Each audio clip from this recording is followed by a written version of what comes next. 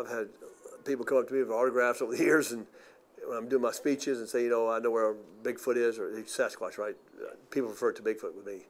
But the guys, I guess professionals or something, refer to it as Sasquatch. But let's just use the word Bigfoot here, because Sasquatch is hard to say for me. Same thing, I guess. I don't know.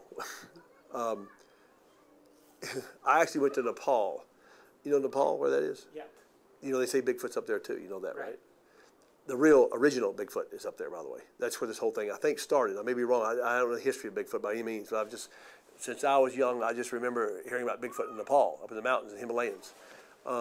So I was filming in Kathmandu, which is in Nepal. I was filming in the jungles below there, and I went up to there, and somebody said, you know, Jack, we'll go take you up to about 12,000 feet in a helicopter to film the yaks and the villages up there, which was fascinating, by the way. I said, okay, we'll do that. And the guy said, also, they think that Bigfoot's up there. I said, oh, really? That's interesting. And they said, yeah, a man has in a monastery, or not a monastery, some kind of a, whatever it is, the temple there, whatever it was. I don't remember what it was. It wasn't a temple. I don't know what they call it. Whatever. He had the hands of Bigfoot, so they said, in a box. I said, that's interesting. Anyway, I went there and filmed the yaks, stayed in the village overnight, got altitude sickness like a lot of other people did, because you go up from 5,000 feet at Kathmandu up to about 12,000 feet in less than an hour, and that's not the right thing to do. We're not acclimated. Anyway, that night I got there, I was not well, but who cares? I interviewed the head of the village. The man didn't speak English. It was just like in the movie Indiana Jones. It was just like foggy and cool and cold that night, a little rainy.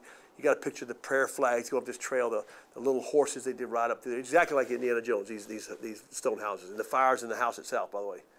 And so I'm sitting there with him with an interpreter, and we're talking about the native wildlife, which is very little up there at that altitude, but the yaks or whatever, grew potatoes, and then he had me drink yak milk, which is like cream, but that's part of the culture. You do that. I did all this stuff, and then finally I remembered. I said to the interpreter, I said, someone said you have the hands of Bigfoot up here. He nods like this. I go, can I see them? You know, I'd love to see this. You kidding me?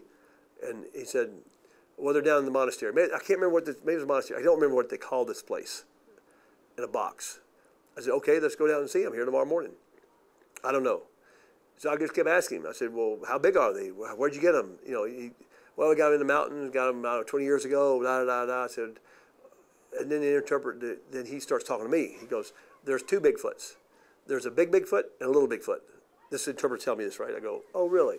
There's a little one and a big one now. I said, how big's the big one? Oh, he's 6 feet or plus. I said, okay, and how big's the little one? About 3 feet. I said, so like a chimpanzee then. Okay, the guy didn't know what chimpanzee was. But to me, I was just talking to myself. You know, he said, I swear there's two of them, two sizes, he told me. I said, boy, that's something else. Now, I hadn't heard that one before. Make a long story short, next day came, he disappeared. You know, there was no hands or nothing else to show me.